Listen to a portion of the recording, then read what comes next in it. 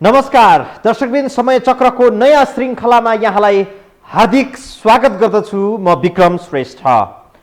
राज्यको सेवा घर दैलो दैलोमै पुर्याउने भन्दै सङ्घीयता कायम गरियो यो देशमा। सङ्घीय गणतन्त्रात्मक व्यवस्थाका लागि धेरैले कुर्बानी गरे। सङ्घीयता पनि मुलुकमा कार्यान्वयनमा छ। तर कस्तो अचम्म, कस्तो विडम्बना, न्यायदेखि एक टुक्रो जमिन माग्न पनि काठमाडौँको सेन्टर माइती घर मण्डलामै धरना दिनुपर्ने, यो कस्तो अचम्म। सामाजिक न्याय सहितको व्यवस्था फेरियो, तर माइती घर मण्डलाकै भर पर्नुपर्ने यो कस्तो नियम, यो कस्तो व्यवस्था। यहाँ न्यायका चिर हरणसँगै भूमिकै नाउँमा पटक पटक आयोगहरू बनेको यो मुलुकमा फेरि चितवन बाँदर झुलाका निकुञ्ज पीडित जमिन माग्नलाई उही माइती घर मण्डलामा आए। पौषको यो ठण्डीमा एक टुक्रो जमिन पाइएला कि भन्दै उनीहरू धरना कसे। 20 वर्ष अघिको त्रासदीपूर्ण घाउको उपचारसँगै आएका उनीहरू एक टुक्रा जमिनको लागि याचना गरे।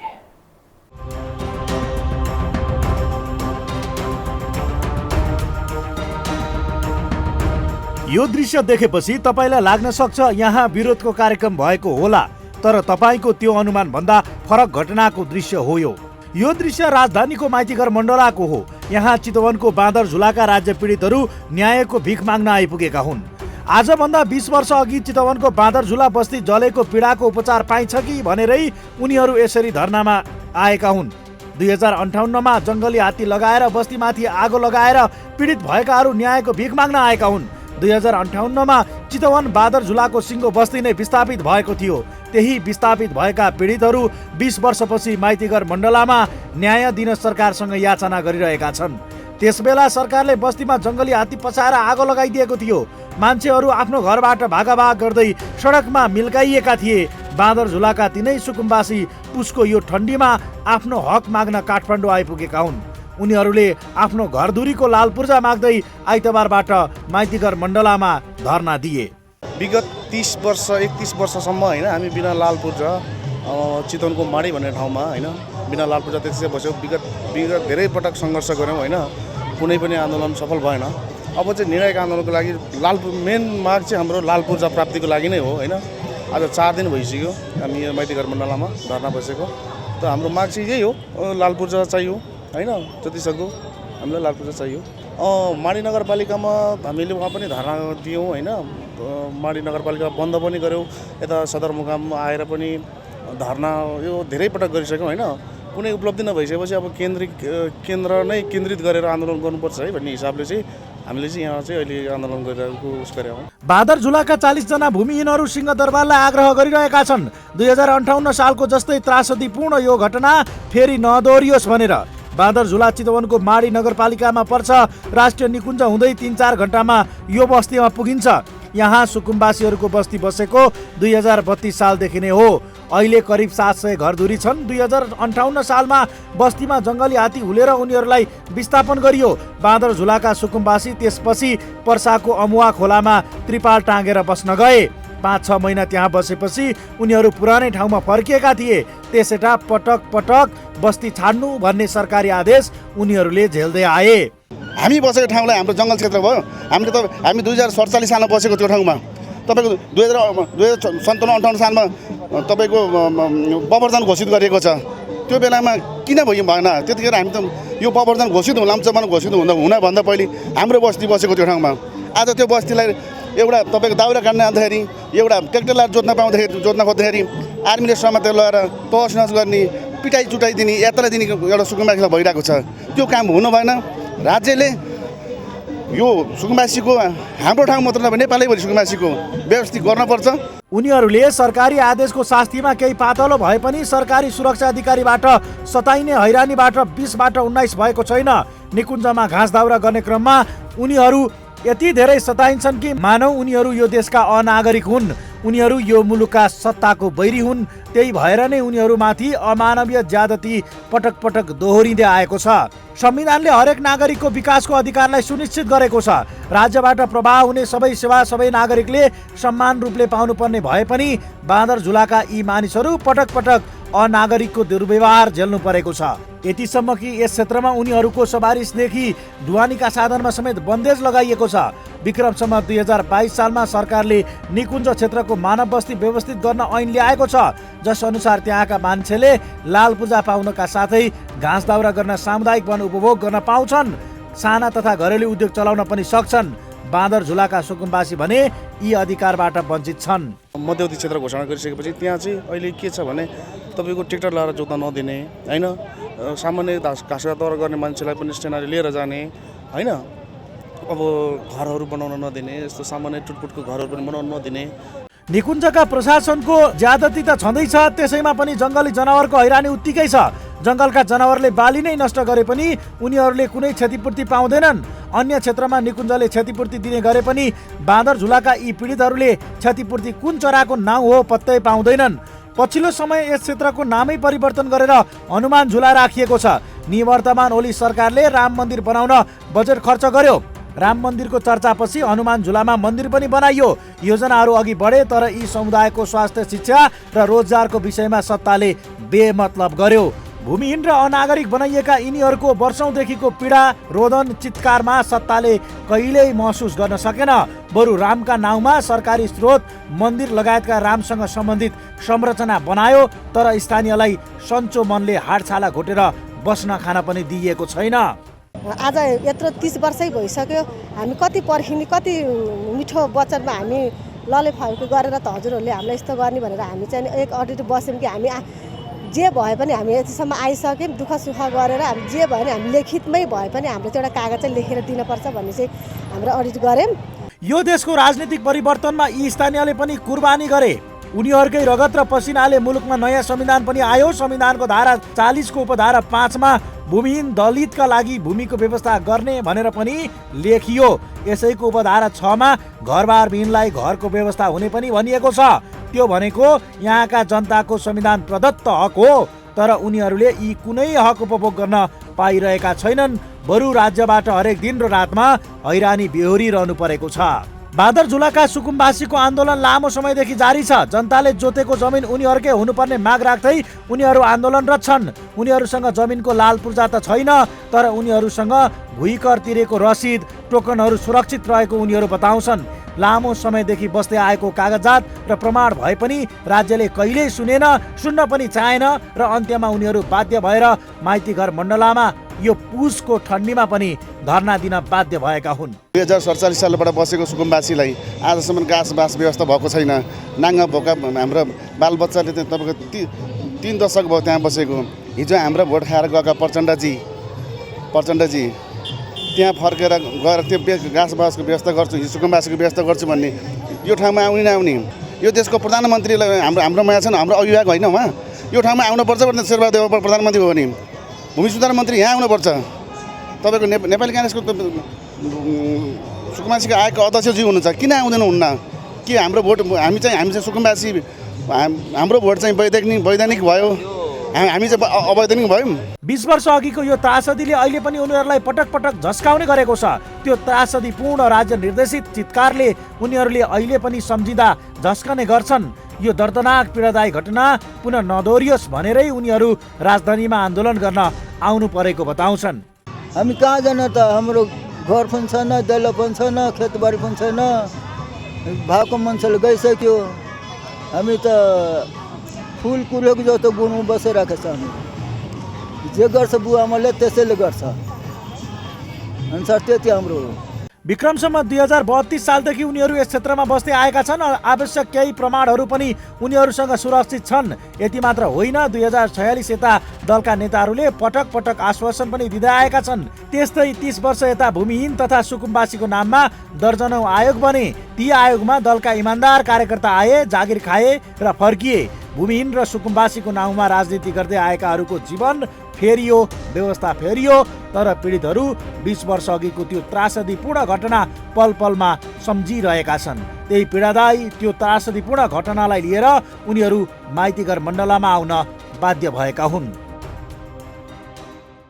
4 दशक भन्दा अघिदेखि उनीहरू चितवन माडीको बाँधर झुलामा बस्दै आएका छन्। राज्यले उनीहरूमाथि न्याय पटक्कै गरेन, बरु त्यसको बदलामा बस्ती नै जलायो।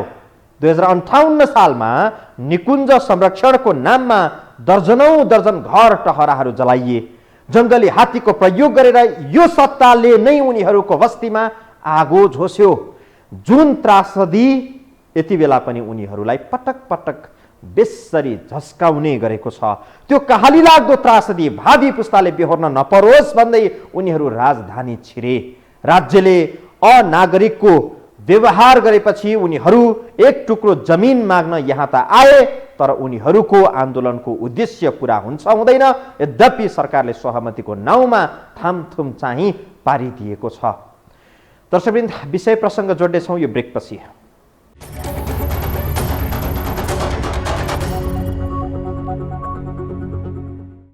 चितवन बाँधर झुलेका निकुञ्ज पीडित माइती घर आउने नयाँ पात्र होइन।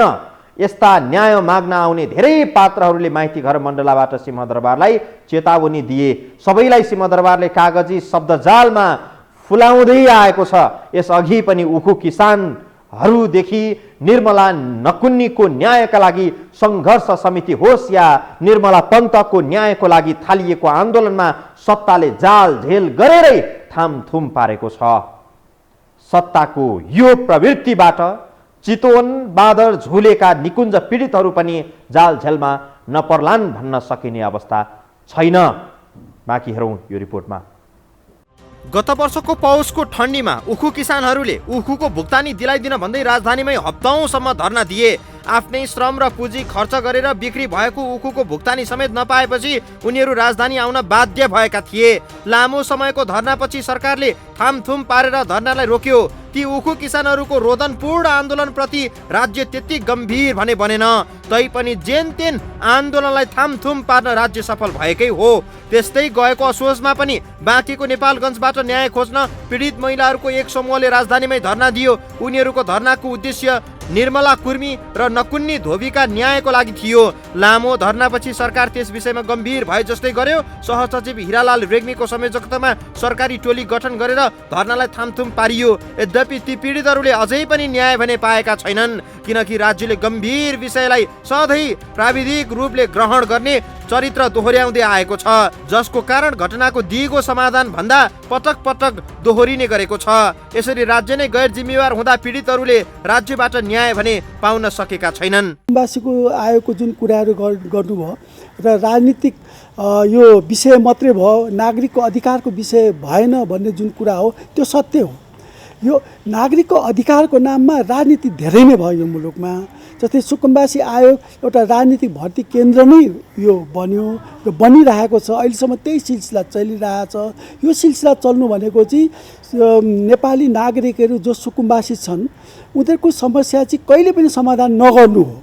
पछिल्लो समय चितवन माडी बाँदर झुलाका निकुञ्ज पीडितहरू 20 वर्ष अघिको त्रासदीपूर्ण घटनालाई लिएर राजधानी प्रवेश गरे। यही आइतबारदेखि बाँदर झुलाका 700 घरधुरीको प्रतिनिधित्व गर्दै 40 जनाको समूहले माइती घर मण्डलामा धर्ना दियो। बाँदर झुलाका पीडितहरूले लाल पूर्जा माग गर्दै राजधानीमा दिएको धर्ना पछिल्लो संस्करण मात्रै हो। यस्ता धेरै घटनाका संस्करणहरू यही माइती घर मण्डलामा आएर ठोकिने गरेको छ। माइती घर मण्डलामा नआउँदासम्म नागरिकको आवाज नसुन्ने सिंहदरबारलाई बानी परेको छ। जब पीडितहरू सिंहदरबार अगाडि आइपुग्छन् बल्ल सिंहदरबारको होस खुले जस्तो हुने गर्दछ। त्यही नियति पटक पटक दोहोरिने गरेको देखिएको छ। यसपटक पनि बाँदर झुलाका निकुञ्ज पीडितहरू लाल पूर्जा माग्न माइती घरमा धर्ना दिएपछि सरकारले केही थाहा पाए जस्तो गरेको छ। उनै सुकुम्बासीको भोटले सिंहदरबार पुगेका दलका नेता यस विषयमा बेखबर त थिएनन्, तर यो मुद्दाप्रति गम्भीर्यता पटक्कै नदेखाएकैले उनीहरू धर्ना बस्न बाध्य भए। यद्यपि निकुञ्ज क्षेत्रका सुकुम्बासीलाई लाल पूर्जाको आश्वासन दिएर थामथुम पार्ने प्रयत्न भएको छ। त्यसको लागि पूर्व प्रधानमन्त्री समेत रहेका माओवादी केन्द्रका अध्यक्ष पुष्पकमल दाहाल प्रचण्डले कसरत गरे। 3 बुँदे सहमति गरेर धर्ना तुहाउन उनी लागि परे। उनी प्रचण्डको कसरतमा राष्ट्रिय भूमि आयोग र बाँदर झुलाका निकुञ्ज पीडितहरू बीच भएको सहमति भएको हो। आयोग र बाँदर झुलाका स्थानीय बीच भएको सहमति यस्तो छ। सुकुम्बासीलाई जमिनको लाल पूर्जा दिने आश्वासनको भरमा उनीहरूको धरनालाई तुहाउने कसरत भएको देखिन्छ। यद्यपि प्रचण्डले धरनालाई तुहाउन गरिएको यो कसरत मुद्दाप्रति भन्दा पनि घटनालाई सामसुम पार्ने र आफ्नो राजनैतिक भविष्य सुरक्षित गर्ने प्रयास भएको टिप्पणी गरिएको छ। त्यो आयोग त कसरी बन्छ भने पन्छाउनलाई, विषयवस्तु पन्छाउनलाई इन्डियामा पनि त्यही हो, आयोग बनाउने होइन। त्यसैले स्थानीय निकायलाई त्यो अधिकारहरू दिनुपर्छ। त्यहाँको समस्या त्यहाँको जनतालाई बढी थाहा हुन्छ। तर मान्छे इमान्दार हुनु पर्यो। पार्टीहरूले इमान्दारीपूर्वक काम आफ्नो दिनुपर्ने होइन। सरकारको जनताकै हो, त्यो प्रकृतिले दिएको कुरो दिनुपर्छ, काम गरी खाने। तर सिनेमा हलहरूलाई दिन्छ बरु, अघि करोडपतिलाई सुकुम्बासीमा नाम लेखाएर दिन्छ। साँच्चै सुकुम्बासीलाई काम गरी खाने हो नि, त्यो उसले त उत्पादन गर्छ। राज्य सत्ता यति धेरै चतुर छ कि पीडितहरूको भावनालाई कुटिल रूपमा समाधानको अभिनय पटक पटक गर्दै आएको छ। उखु किसानको भुक्तानीको धरना, निर्मला नकुन्नीको न्यायको लागि थालिएको 20 दिनको पैदल यात्राको प्रसङ्गदेखि पछिल्लो समय चितवन, माडी, बाँदर, झुलाका निकुञ्ज पीडितहरूको संस्करणमा पनि उही प्रवृत्तिको अभिनय दोहोरिएको छ। बाँदर झुलावासीले आइतबारदेखि धरना सुरु गरेका थिए। मङ्गलबार नै धरनालाई स्थगन गराउन शक्ति केन्द्रहरू लागेका छन्। यस विषयमा सत्तारूढदेखि प्रतिपक्षी दलका नेता राम्रोसँग जानकार छन्। यो विषय उनीहरूका लागि पनि नौलो थिएन र होइन पनि। राजनीतिक साखकै लागि चितवनमा ओली प्रचण्ड भित्र घम्सा घम्सी हुन्छ, तर यी निकुञ्ज पीडितको पक्षमा कोही कसैले सिनको भाँचेनन्। ओलीले यही चितवनको ठोरीमा राम मन्दिर बनाउन सत्ताकै दुरुपयोग गरे। प्रचण्डले पीडितलाई आश्वासनले झुक्क्याउँदै आए। काङ्ग्रेसले निकुञ्ज पीडितको पक्षमा मुख समेत खोलेको कतै पाइएन। 5 पटक मुलुकको प्रधानमन्त्री भएका शेरबहादुर देउवा, 2 पटक प्रधानमन्त्री भइसकेका केपी ओली र 2 पटक नै आफै प्रधानमन्त्री भएका माओवादी केन्द्रका अध्यक्ष पुष्पकमल दाहाल प्रचण्ड यस विषयमा गम्भीर बनेकै देखिएनन् र छैनन् पनि। प्रचण्ड पटक पटक प्रधानमन्त्री मात्रै भएको होइन, राष्ट्रिय राजनीतिमा निकै प्रभाव पार्न सक्ने प्रचण्डले समस्या हल गर्न भने ल्याकत राख्छन्। विडम्बना बाँदर झुलाको यो समस्यालाई किन गम्भीर रूपमा लिएनन्? थुप्रै पार्टीका नेतालाई प्रधानमन्त्री बनाएको प्रसङ्ग पटक पटक आफै दोहोर्याउने प्रचण्ड लगायतको नेतृत्वले बाँदर झुलाका निकुञ्ज पीडितलाई न्याय दिन किन सकेनन्? यो प्रश्नको जवाब कसले दिने? यो मुलुकमा पटक पटक न्यायको पटक पटक चिरहरण हुने गरेको छ। जनताकै लागि राजनीति गरेको भन्ने नेतृत्वले पीडितहरूलाई पटक पटक झुक्क्याउँदै आएको छ र झुक्क्याइरहेको छ। चितवन, बाँदर झुलाका पीडितहरू झैँ यसअघि धेरै नागरिक पैदल यात्रा गरेर माइती घर मण्डलामा धरना दिए। सत्ताले आश्वासन देखाएर आन्दोलनलाई थामथुम पार्यो। पछिल्लो समय चितवन, बाँदर झुलाका निकुञ्ज पीडितले पनि लाल पूर्जा सहित न्याय खोजेका छन्। तर उनीहरूले कहिले पाउँछन् त न्याय सहित लाल पूर्जा? दर्शकवृन्द, हामी विषय प्रसङ्ग जोड्छौँ यो ब्रेकपछि।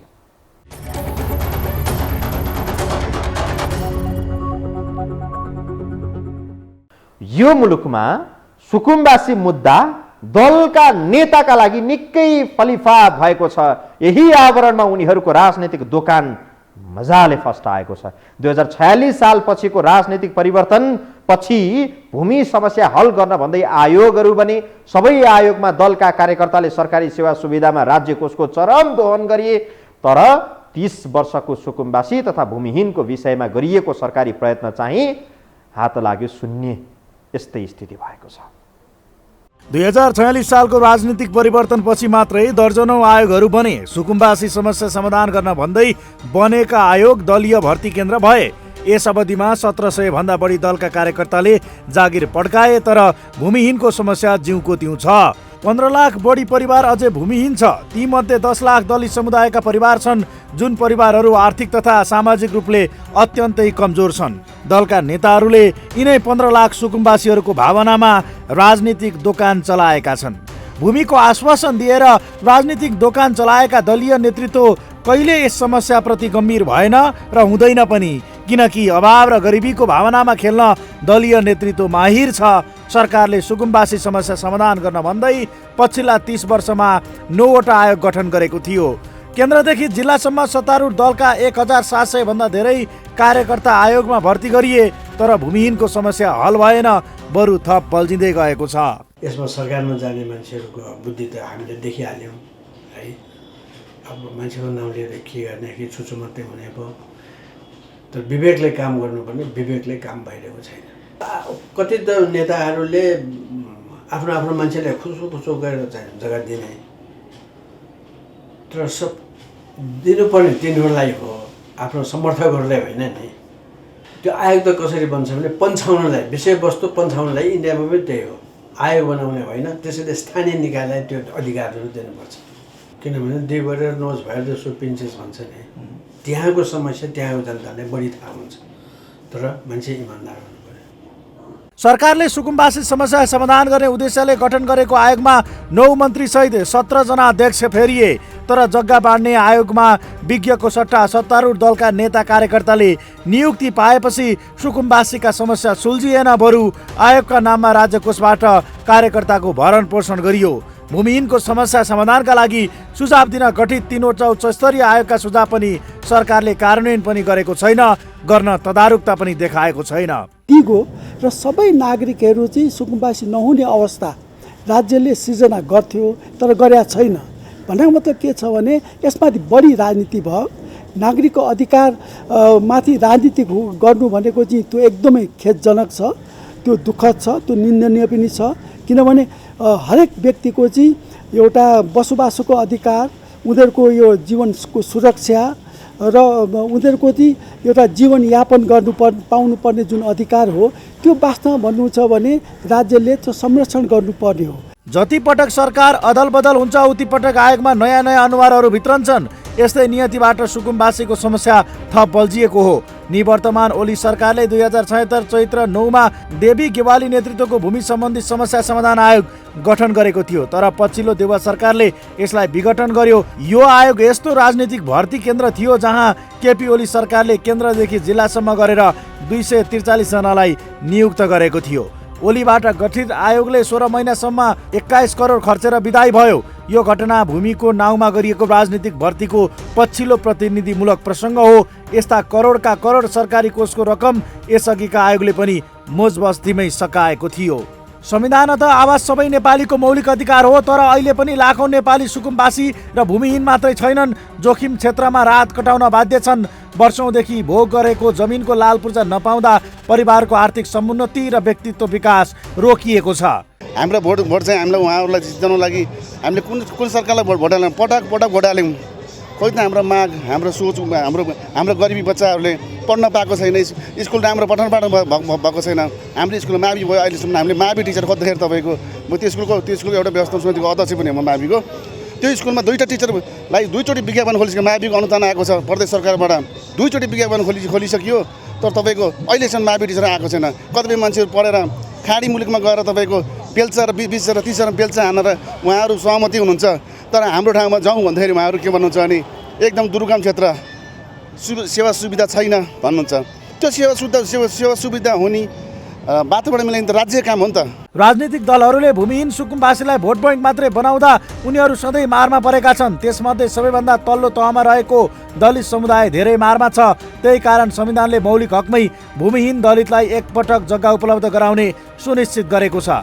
नेपालको संविधान 2072 को धारा 40 को उपधारा 5 मा भूमिहीन दलितलाई कानुन बनाएर एकपटक जग्गा उपलब्ध गराउने र उपधारा 6 मा आवासविहीन दलितलाई बसोबासको व्यवस्था गर्ने उल्लेख छ। तर त्यो व्यवस्था संविधानको पानामा मात्रै तन्किएको छ। हाल करिब 15 लाख भूमिहीन मध्ये 10 लाख भूमिहीन दलित समुदायका छन्। त्यसो त भूमिको आश्वासन देखाएर राजनीति गर्नु यो सरासर गलत छ, किनकि भूमिहीनलाई जग्गा वितरण गरेकै भरमा उनीहरूको सामाजिक र आर्थिक उन्नति असम्भव जस्तै छ। एक टुक्रो जमिनले उनीहरूको दैनिकीमा परिवर्तन आउने पनि होइन, बरु राज्यले उनीहरूलाई उत्पादनमूलक सिप र कर्जाको प्रबन्ध गरेर उद्यमी बनाउनेतिर सोच बनाउनु पर्ने हो। तर सत्तामा पुग्नेहरूले भूमिको लोभ देखाएर वर्षौँदेखि राजनीतिक दोकान चलाउँदै आएका छन्। भूमिको विषयले दलहरूको राजनीतिक दोकान फस्टाए पनि वास्तविक भूमिहीनहरू अनागरिक भएर बाँच्नुपर्ने नियति यथावत छ। मुलुकको भूमि समस्या समाधान गर्न नसकिने विषय पनि थिएन र होइन, तर भूमि समस्याको आवरणमा यहाँ दलीय दोकान सञ्चालन गर्नकै लागि यस विषयलाई लामो समयदेखि लिङ्गरिङ गरिएको छ। पटक पटक फेरिने सरकार र तिनले गठन गर्ने आयोगमा राजनीतिक भर्ती गरेर कार्यकर्ताको रोजीरोटीको जोहो गरियो। आयोग दलको जागिर दिने कारखाना भएपछि वास्तविक सुकुम्बासीको समस्या जहाँको तहीँ रह्यो। भूमिहीनहरू भूमि अधिकारबाट विमुख मात्रै भएनन्, राज्यको करोडौँको राज्य कोषको दोहन भए पनि त्यसले कुनै नतिजा चाहिँ दिएन। बरु समस्यामाथि समस्याको चाङहरू चुलिँदै गयो। दर्शकवृन्द, आजलाई समय चक्र यति नै। समय चक्रका साथै यस टेलिभिजनका सम्पूर्ण समाचार बुलेटिन कार्यक्रम यो हो टेलिभिजन.com, यो हो खबर.com, युट्युब र फेसबुकमा पनि पढ्न र हेर्न सक्नुहुनेछ। आजलाई बिदा दिनुहोस्। नमस्कार।